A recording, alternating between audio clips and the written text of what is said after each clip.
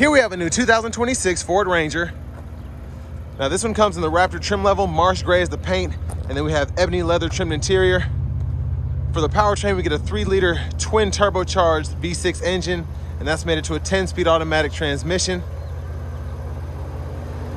As we come around to the front end here, we do get our LED headlamps along with the LED daytime running lights and the LED fog lights. The lights don't dance like that. That's just how my camera's picking them up. But I love how the Ranger Raptor really does look like an F-150 Raptor. It just, the whole front fascia, the grille, everything. Now down here, these are gonna be 17-inch aluminum wheels. We get passive keyless entry on the front, and then power door lock controls, memory seat function, one-touch up and down windows for the front, regular power windows on the back, power mirror controls are there, rear window lockouts here, and then we do get power folding side mirrors with blind spot monitors in them. There's the door handle. Love the trim. It doesn't look cheap, even though this is a less expensive truck compared to an F-150. The door panel looks very premium for what it is. Now hood release is right here, and then we have our cargo lamp, headlamp, and fog light controls, manual tilt telescoping steering wheel, and then we do have a B&O sound system. You can tell because you'll see that little circle there that says B&O. But here's our power driver's seat, 2-way power lumbar support, and a nice looking seat, very comfortable as well. But I want to give a huge thanks to Ford Lincoln of Franklin here in Franklin, Tennessee for allowing me to review this truck today. I'll leave a link below in the description. If you're looking to find the best price on one of these closer to home, click that second link down below. It takes just a minute to fill out your information, and I'll make sure the local dealers are fighting to get you the best price on this or whatever new vehicle you might be interested in. Now I have the seat up front adjusted for someone of my size, being 6'3" with longer legs, and honestly, seat room for a Ranger is very good. I should say for a mid-sized truck. This is very impressive, the space back here. The seat back pockets are on both sides. You have a USB-C, USB-A charge duo down there, and then a 120-volt 3-prong household plug-in. And there's a look at the front from back here. And then LED reading lights throughout. Bottle holders, grab handle, and then if you need to hang a shirt or a pair of pants, you can do that. It's a smaller hanger hook, but it seems pretty sturdy, so you might be able to get away with hanging a whole uniform there if it's light. Now for your child locks, a little white hole there, you just stick a key in there and turn it one way or the other to activate it. And then if you pull on the strap here, you have storage underneath the second row seat, right in there.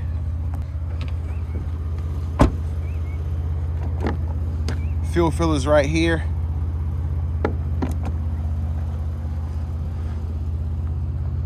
And then look at the back end, LED tail lights. Again, they don't dance like that, that's just the camera. But this exhaust is pretty gnarly. Hitch receiver there, spare.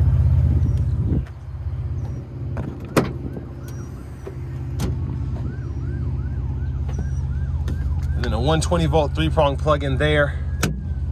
Spray on bed liner.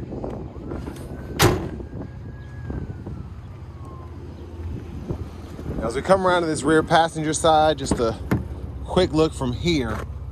You have your lower anchors for the car seats in between this little pocket here on either side. And then you can pull this strap here, and this lets the seat back down, and you have your top tethers right there.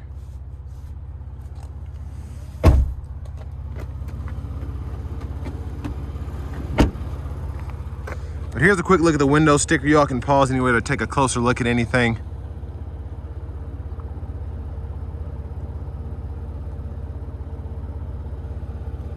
And then you have a couple options. But $59,975 is the sticker price. Pretty good crash test rating, 16 miles per gallon city, 18 highway. And then to the front passenger seat, you get that same power adjustability as the driver's side with 2-way power lumbar support. You have a top pocket here for storage, and I like that trim. And then you have a second pouch in the middle, and then your traditional glove compartment right here.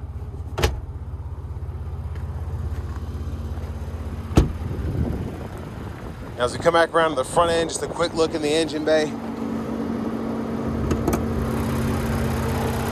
There's that 3-liter twin turbo V6.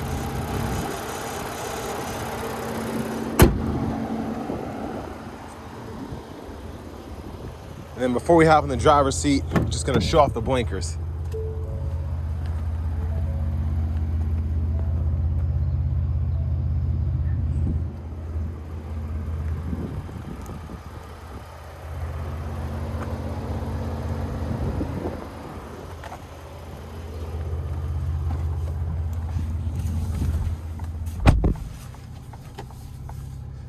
So I think that's leather right there. It feels very good, whether it's fake leather or real leather. It just feels fantastic.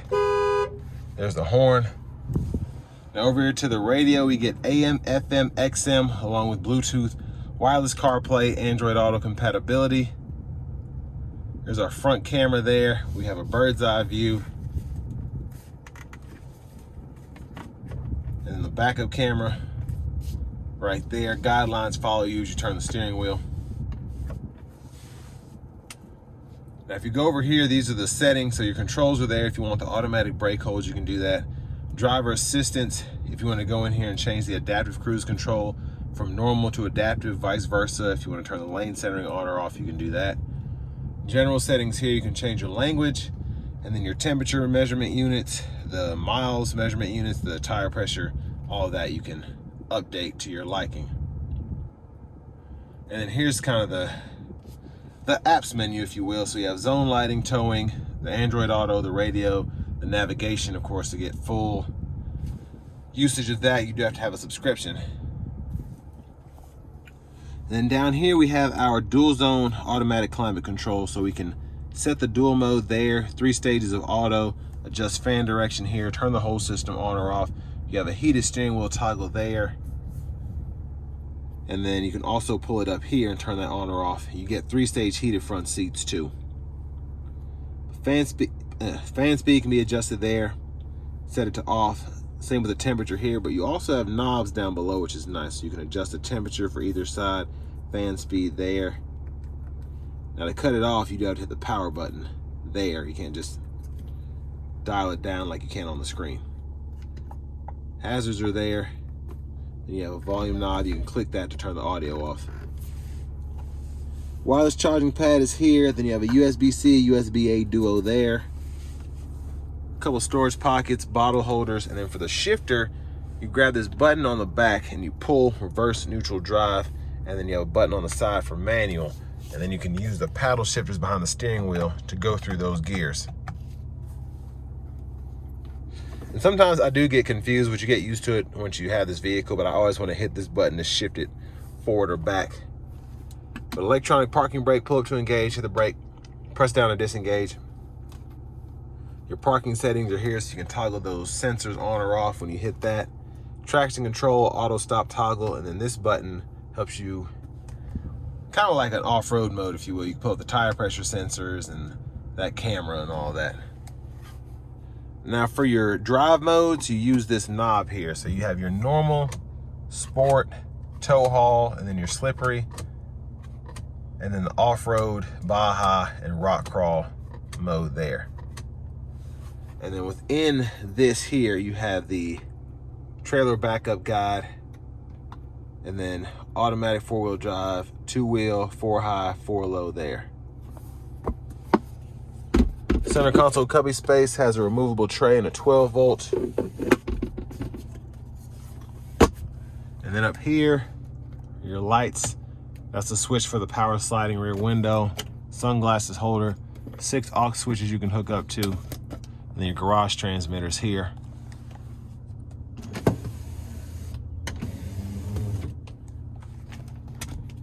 Vanity mirrors there. Back up front, left side stock, blinkers, high beams, And then you have your automatic wipers over here, one time off, auto, low, high. You can adjust that auto frequency here, pull up for the fluid. And then left side of the steering wheel, cruise control, turn that on or off, adjust the gap for the adaptive cruise, the lane keeping system, you can toggle there, set your speed, cancel, resume. You also have a speed limiter as well if you want to activate that. Volume down, volume up, voice recognition. And then on this right side, Bluetooth controls, or these go through your track list, radio station presets if you're not in the phone. And then you have your suspension damper that you can toggle from off-road to normal to sport. You have your exhaust, Baja, quiet, normal, and sport. And then your steering feel, you have normal, comfort, and sport there. And then this R is basically the My mode, so you can adjust that and you can set that up the way that you want to. And then this just kind of goes through the middle part of the gauge cluster, your different views there. Push button starts there, trailer brake controller. Finally, here's the key fob with remote start. But next, let's go ahead and take this 2026 Ranger Raptor out on the road for a test drive.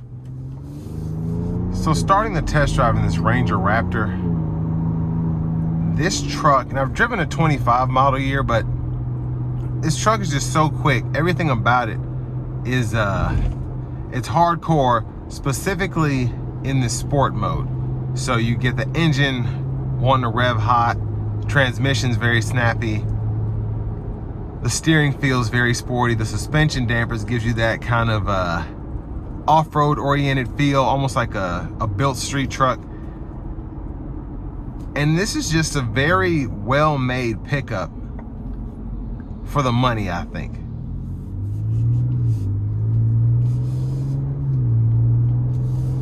Now, even as I put the truck back into normal mode, still has plenty of pep in its step in terms of the acceleration, the overall just exhilaration you get from this truck. Still really quick. The sport mode just kind of livens it up, gives it everything.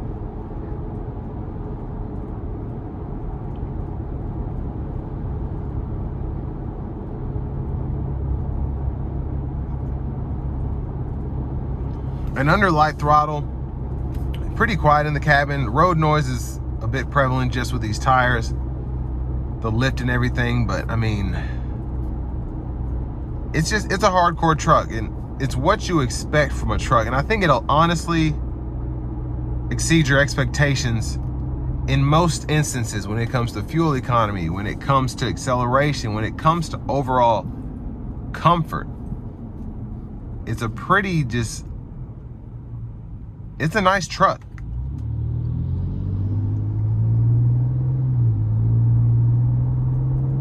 But I love the exhaust note here. I love that you have 4 different levels for that if you don't want to be too loud.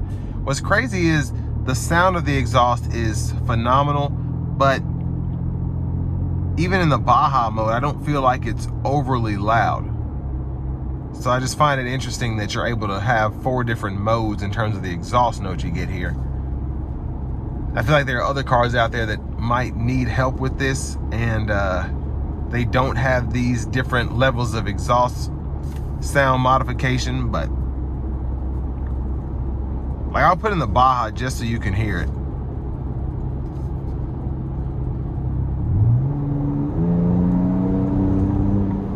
See, it doesn't seem that loud to me. And not saying it's not a great sound, I'm just saying for when you put in this Baja mode, it says off-road use only, and you're expecting it to be something that might get you a sound ordinance ticket or something like that. But again, I don't think it's anything that the cops would be like, hey, you have a modified exhaust. It's just a clean sound. Now I just came out of that corner with the auto stop, and the auto stop here is pretty nice so far. It's a very clean let off. It's not, you're not hearing it kind of putter up and things like that. It just cuts back on. Almost like you expect a generator and a hybrid to do. So I really like that. It's a very good, clean auto stop. And I feel like most manufacturers over the years have kind of gotten that down since we first started seeing these in like 15, 16 model cars, and it almost was a putter to get the vehicle going.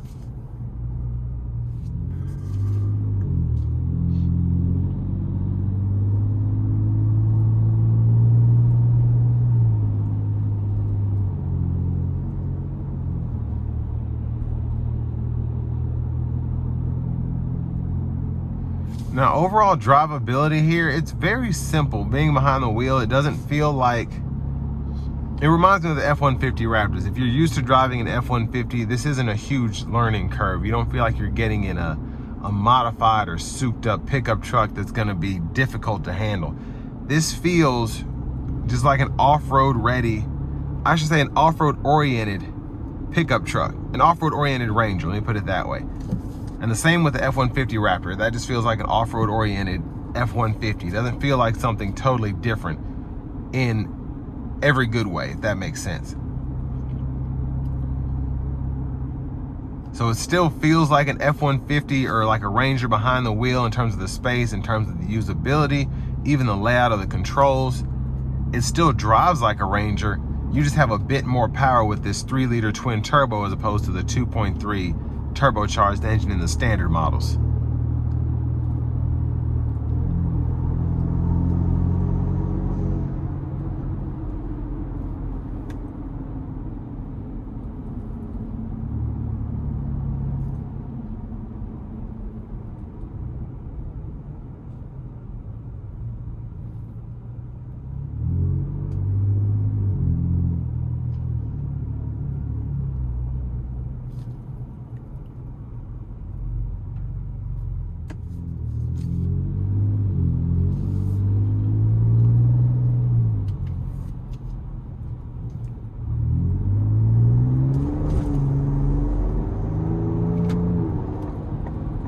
So I have it in the sport mode now. We're using the manual mode. Not gonna floor it because this only has 50 miles on it, but I am gonna give it a pull, and I do have a bit of space, so this will be a good one. Here we go.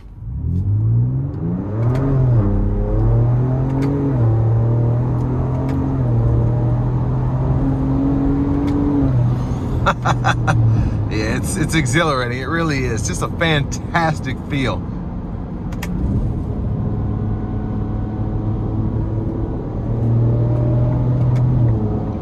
And just the twin turbo V6 here is such a beast. Like right in that 4,000, 5,000 RPM range. When you come out of a corner and you just nail it there. It's an incredible feeling. It really is. I'm gonna put it into the normal mode now. And I want to give one more huge thanks to Ford Lincoln of Franklin here in Franklin, Tennessee for allowing me to review this truck today. I'll leave a link below in the description. If you're looking to find the best price on one of these closer to home, click that second link down below. It takes just a minute to fill out your information, and I'll make sure the local dealers are fighting to get you the best price on this or whatever new vehicle you might be interested in. But I just think for the money, I mean, it's $60,000 sticker price. Absolutely phenomenal bargain here. Again, I drove a Tacoma Trail Hunter, and that truck, it was really nice. It had the iForce Max engine, so that hybrid motor. But this here, in terms of performance, just feels so much better. You're not getting as good a fuel economy, but this feels like a borderline super truck. It feels like a Raptor. Like an F-150 Raptor. Probably feels a bit quicker to me. Now, it's not a Raptor R by any means, but it just, the feeling that you have behind this wheel while driving it is so much fun to just give it throttle, relatively practical. And it's just, if you have 60 grand for a fun pickup truck, you won't be disappointed in this thing no matter what you're coming out of. And all that being said, this will bring me to the end of my review of this 2026 Ford Ranger Raptor.